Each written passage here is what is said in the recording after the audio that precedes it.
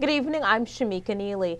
Former manager of Little Nashiville Opry, James Bowyer, was arrested Tuesday on felony arson charges for setting fire to the popular music venue 2 years ago.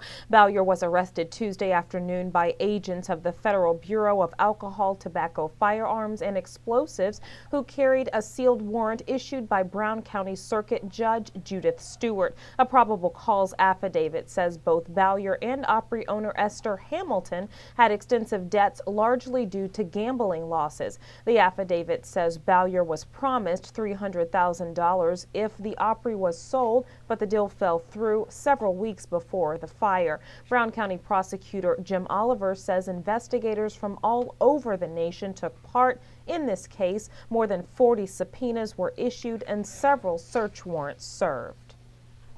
Residents in Clark County town of Marysville are in good spirits this week despite much of the town being destroyed by 2 large tornadoes. As WTIU's Dan Goldblatt reports, residents are eager to begin rebuilding.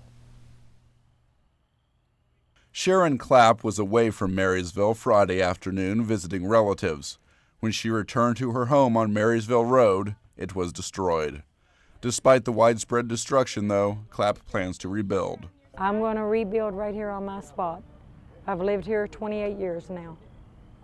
And this was the house that my ex-husband, which is dead now, he's deceased, this is the house he grew up in. Clapp says volunteers have been in town since Saturday morning, helping residents clean up their properties and making sure everyone has hot food and fresh water.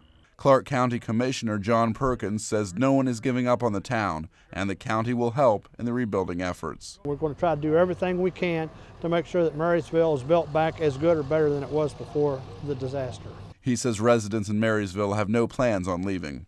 The atmosphere is very positive about rebuilding and getting back to normal. Now, it's going to take a while, but I believe strongly that the people of Clark County have the will and the ability and the desire to get it done. The Red Cross and Salvation Army have sent relief crews to Clark County. 12 Hoosiers were killed by the storms. For WTIU News, I'm Dan Goldblatt. Your weather tonight, partly cloudy with a 60% chance of rain showers. Tomorrow, mostly cloudy with a 90% chance of rain, highs in the mid-50s.